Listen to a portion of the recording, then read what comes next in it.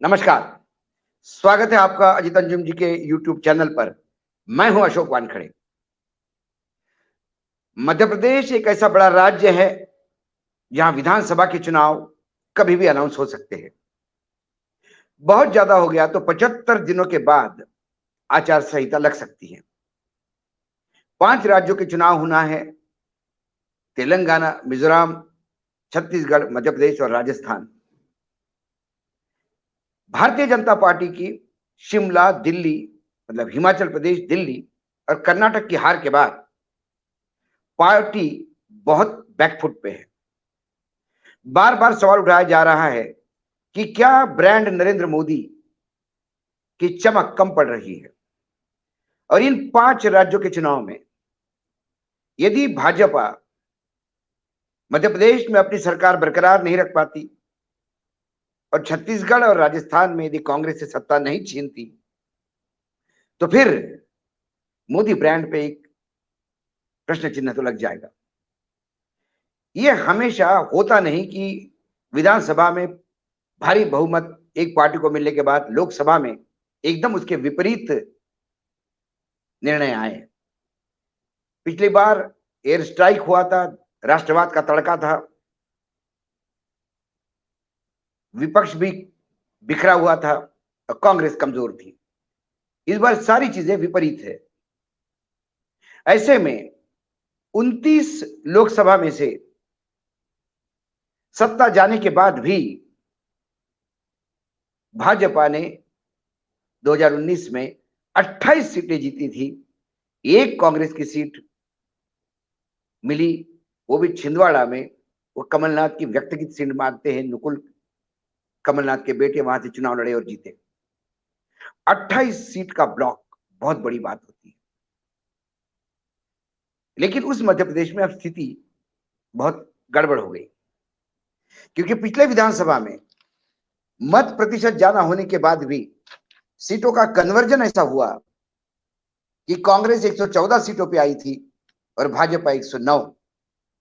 सरकार बनाने के लिए 116 सीटें चाहिए और फिर भाजपा को विपक्ष में बैठना पड़ा। मामा की इतने सालों की सल्तनत समाप्त हुई, कमलनाथ मुख्यमंत्री बने। फिर कांग्रेस में टूट हुई। कांग्रेस के कुछ विधायक ज्योतिरादित्य सिंधिया के नेतृत्व में बीजेपी को जा मिले। बीजेपी का आंकड़ा 126 पे आया, मेजोरिटी से ज्यादा, 10 ज्यादा, और वो वर्तमान सत्ता में है। लेकिन जैसे जैसे चुनाव का समय नजदीक आया है, वैसे वैसे बीजेपी में घबराहट शुरू हुई। एंटी इनकम्बेंसी, मामा को उसी पोजीशन, शिवराज सिंह को उसी पोजीशन में देख के वो लोग उब गए। कर्नाटक, हिमाचल के जीत के बाद और भारत जोड़ो यात्रा के बाद कांग्रेस पूरी ताकत के साथ लगी हुई है। ऐसे में राजकीय विश्लेषक ये बोल रहे हैं कि कर्नाटक में यदि 40% कमीशन के टैग से सरकार गई, तो मध्य प्रदेश में 50% का कमीशन लिया जाता है। बीजेपी भरकस प्रयास कर रही है और मध्य प्रदेश को लेकर खासी डरी हुई है। ये मैं इसलिए कह रहा हूं क्योंकि 75 दिनों के बाद ये सरकार मात्र 75 दिन काम कर सकती है, इसका समय इतना बचा है। ऐसे में आज मंत्रिमंडल का विस्तार हुआ। राज्यपाल मंगू भाई पटेल जी ने गौरीशंकर बिसेन, राजेंद्र शुक्ल को कैबिनेट मंत्री का शपथ दिलवाई और राहुल लोधी को राज्य मंत्री पद की। 3 मंत्री बने। 34 मंत्री बन सकते हैं मध्य प्रदेश में। अब कुल 33 है, एक बचा हुआ है। और शिवराज सिंह ने यह कहा कि मैं एक एक्सपांशन और भी कर सकता हूं, और भी एक आध मंत्री की जुगाड़ है। ये जो 3 मंत्री बनाए, ये क्या मजबूरी थी पार्टी की? सबसे बड़ी मजबूरी, हम यदि राजेंद्र शुक्ल की बात करें तो एक ब्राह्मण फेस है, विंध्य ने पिछली बार टोटल विंध्य के 7 जिलों में 30 सीटें थी बीजेपी के पास, मतलब टोटल 30 सीटें है, उसमें से करीब करीब 24 सीटें, 23 सीटें ये भाजपा के पास आई। राजेंद्र शुक्ल एक बड़ा नाम है, 4 बार के विधायक रह चुके हैं, मंत्री भी हैं, और जिस रीवा से आते हैं उस रीवा के 8 सीटें उन्होंने बीजेपी के खाते में दी। लेकिन जैसा कि भारतीय जनता पार्टी में होता आ रहा है, जो मजबूत क्षेत्र होते हैं उसके पर काटे जाते हैं, उसी में शुक्ला जी के पर कटे। लेकिन जब उनको चुनाव नजदीक आए, शुक्ला जी की नाराजगी, इसके पहले एक पेशाब कांड हुआ, उसमें एक ब्राह्मण नेता नप गया, उस वजह से ब्राह्मणों का विंध्य में रोष, और करीब करीब 30% ब्राह्मण, मतलब कई सीट्स है ऐसी जहां 29% तो ब्राह्मण विंध्य में हैं, एक बड़ी तादाद रखते हैं। और 30 सीटें ऐसी है, 23 सीटें ऐसी है 30 में से जहां ब्राह्मणों का वर्चस्व है, 30% तक ब्राह्मण उठे वहां पे। पूरे मध्य प्रदेश में 10% आप लेके चलो ब्राह्मण होंगे, लेकिन विंध्य में और खास करके चंबल में इनका प्रतिशत बहुत अच्छा है। तो उन ब्राह्मणों को साधने के लिए जाती हुई सरकार में राजेंद्र शुक्ल जी को कैबिनेट मंत्री बनाना पड़ा। महाकौशल से गौरीशंकर बिसेन आते हैं, ओबीसी फेस है। मध्य प्रदेश में ओबीसी 49% है, और खासकर महाकौशल में बालाघाट, जहां से 7 बार गौरीशंकर बिसेन विधायक रहे हैं, मंत्री भी रहे हैं, पहले लोकसभा में भी रहे हैं, वहां वो जो पवार बिसेन जाति है उनका 35% मतदान है, धाकड़ नेता है। इसी बीच में अनुभा मुंजारे, जो मुंजारे एक बहुत पॉलिटिकल परिवार है, बड़ी एक्टिव महिला है, पूर्व अध्यक्ष रह चुकी है जिला परिषद की, उसने कांग्रेस का दामन छाड़ा, पकड़ा। तो अब कुल मिला के गौरीशंकर बिसेन को लाके एक बिसेन कम्युनिटी को खुश करने का प्रयास, और आने वाले समय में मौसम बिसेन जो गौरीशंकर बिसेन की बेटी है, हो सकता है उसे टिकट मिले, क्योंकि गौरीशंकर की उम्र बहुत ज्यादा हो गई, 70 पार कर चुके हैं। लोधी, राहुल लोधी, ये उमा भारती के भतीजे हैं। अब परिवारवाद के खिलाफ लड़ने वाली पार्टी, कहीं ना कहीं उमा भारती को खुश तो करना था, क्योंकि जब से सरकार बनी तब से उमा जी का लगातार ये कहना था कि लोधियों के साथ अन्याय हो रहा है। कोई लोधी हमारे इस मंत्रिमंडल में नहीं है। इसके पहले वहां पे लोधी, मतलब 1 या 2 लोधी होते ही थे मंत्री, लेकिन इस बार लोधियों का सुपड़ा साफ था। तो राहुल लोधी को राज्य मंत्री बनाकर उमा को, और बुंदेलखंड क्षेत्र में जो उमा का मतदाता है उसे साधने का प्रयास किया। ये जो आखिरी टाइम पे हमने गुजरात में तो देखा था कि पूरी कैबिनेट बदल दी गई, क्योंकि एंटी इनकम्बेंसी खा रही थी, लेकिन आखिरी 2 महीने में यदि आप किसी को मंत्री बनाते होते तो वो लोगों को खुश करने के लिए। लेकिन क्या राजेंद्र शुक्ल के समर्थक इस 2 महीने के मंत्री पद से खुश होंगे? क्या बिसेन साहब के तमाम ओबीसी वोटर ये नहीं कहेंगे कि उनको अब चुनाव आया तो उनको पूछा गया, इसके पहले इतने साल क्यों नहीं पूछा गया?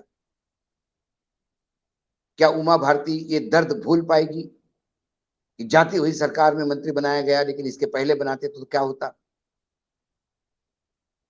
कुल मिलाकर यदि आज देखा जाए तो इन 33 मंत्रियों में क्षेत्रीय मंत्री 10 है, 9 सदस्य ओबीसी के हैं, एक अति पिछड़ा है लोधी जो अभी किया है, 4 शेड्यूल ट्राइब है और 3 शेड्यूल कास्ट है।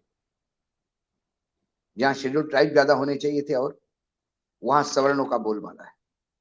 कहीं ना कहीं ये भी एक कमजोरी है, या एक बीजेपी के लिए एक, खासकर ट्राइबल के साथ बीजेपी जुड़ नहीं पाती मध्य प्रदेश में, वो यही कारण है। दूसरी ओर भाजपा का डर इसलिए दिखा कि भाजपा ने कर्नाटक को कांग्रेस को कॉपी करते हुए सीधे 39 सीटों पे टिकट अनाउंस कर दिए, और ये 39 सीटें वो थी जो भाजपा हारी हुई थी। उन्हें लगा कि ये हारी हुई सीटें हैं, इस पे यदि मेहनत करे और 4, 5, 6 सीटें भी आ जाती है तो वो बोनस है। लेकिन हुआ उल्टा। जैसे ही 39 सीटों का नामांकन उम्मीदवारों की लिस्ट आ गई, भाजपा में बगावत हो गई। जो पार्टी खासकर नरेंद्र मोदी और अमित शाह के होते हुए जहां कोई हूं नहीं करता, वहां बगावत इतने खुल के हो गई कि पहले तो बगावत होने नहीं देंगे, कड़ा रुख अपनाया पार्टी ने। अब पार्टी इस बात के लिए भी तैयार हो गई है कि 6-7 सीटों पे बदलाव किया जा सकता है। खासकर इंदौर ग्रामीण में के जो जिलाध्यक्ष थे सोनकर, उसे सोनकच्छ भेजा गया। सोनकच्छ के वर्मा जी राजेश सोनकर के खिलाफ तलवार लेके खड़े हैं। पन्ना के गुन्नौर में राजेश वर्मा को बदलना पड़ा, वंशवाद का आरोप लगा। अब उनके टिकट, लड़की को टिकट दिया है। मुरैना की सबलगढ़ सीट से सरला विजय राउत का टिकट कट सकता है, जो दिया है वो। भाजपा के प्रदेश महामंत्री रणवीर सिंह रावत के लड़के आदित्य ने सोशल मीडिया पे इसका विरोध किया था। सागर की बांडा सीट पर पूर्व सांसद शिवराज सिंह लोधी के लड़के वीरेंद्र सिंह लंबरदार को टिकट मिला है, जहां राजौर सिंह बगावत का झंडा खड़ा किए खड़े हैं। ऐसे हर सीट पर बालाघाट की लांजी सीट से राजकुमार कर्राह को पैराशूट प्रत्याशी बताया जा रहा है। झापुआ में भाजपा के जिला अध्यक्ष भानु भूरिया का टिकट बदलना पड़ सकता है। 6 से 7 टिकट बीजेपी को बदलना पड़ते हैं। ये भाजपा में शायद मध्य प्रदेश में पहली बार हो रहा है, क्योंकि आप पत्रकारों के सामने या रैली में अब की बार 200 पार, अब की बार 150 पार का नारा तो लगा सकते हो, लेकिन यथार्थ के धरातल पे क्या है ये बीजेपी जान चुकी है। भाजपा के हाथ से यदि ये राज्य चला गया, अभी तो एज बहुत ज्यादा कांग्रेस को दिखाई देती है, यदि भाजपा के हाथ से ये राज्य चला गया तो पिछले बार जैसे 28 सीटों का सपना भी भाजपा का लोकसभा में टूट सकता है। इन 28 में से 10 सीटें भी कम हो गई तो ये 10 सीटों का गैप भाजपा भरेगी कहां से? ऐसी सीटें यदि निकलती गई तो फिर भाजपा 220, 230 तक समिटती दिखाई देती है। भाजपा को विधानसभा हारने से ज्यादा लोकसभा की चिंता पड़ी हुई है। इसीलिए जाती हुई सरकार में भी एक्सपांशन हुआ। जो लोग नाराज थे उन्हें मंत्री पद देकर नाराजगी दूर करने का प्रयास किया, लेकिन बहुत देर कर दी हुजूर आते आते। समर्थक खुश नहीं। उन्हें लगता है कि इन तीनों के साथ भाजपा ने भद्दा मजाक किया। 75 दिनों के लिए भला कोई मंत्री बनता है क्या? कुल मिलाकर डरी हुई भाजपा ऐसी कई गलतियां मध्य प्रदेश में करते दिखाई देगी, और उसके हर गलती के साथ कहीं ना कहीं कांग्रेस का स्कोर बढ़ता नजर आ रहा है। राजस्थान में वसुंधरा घमासान के मूड में है, और अमित शाह ने बोल दिया कि 4 बड़े नेता 4 डायरेक्शन में जाएंगे, लेकिन 4 बड़े नेता 5 साल तक अलग अलग डायरेक्शन में ही जा रहे थे, कोई एक होके काम नहीं कर रहा था। ये राजस्थान में सबसे बड़ी दुविधा बीजेपी के पास है। छत्तीसगढ़ में बीजेपी है ही नहीं, तेलंगाना में कांग्रेस वर्सेस टीआरएस है, बीआरएस है, मिजोरम में कुकी और मतई के झगड़ों ने मिजोरम का भी मामला गड़बड़ा गया, और राजस्थान में जो है वो आपके सामने। ऐसे में आने वाले लोकसभा में भाजपा, ये काऊ बेल्ट जो है भाजपा का, जो उनकी बपौती है, जो उनका अपना ताकत समझते हैं, यदि वही छेद हो गया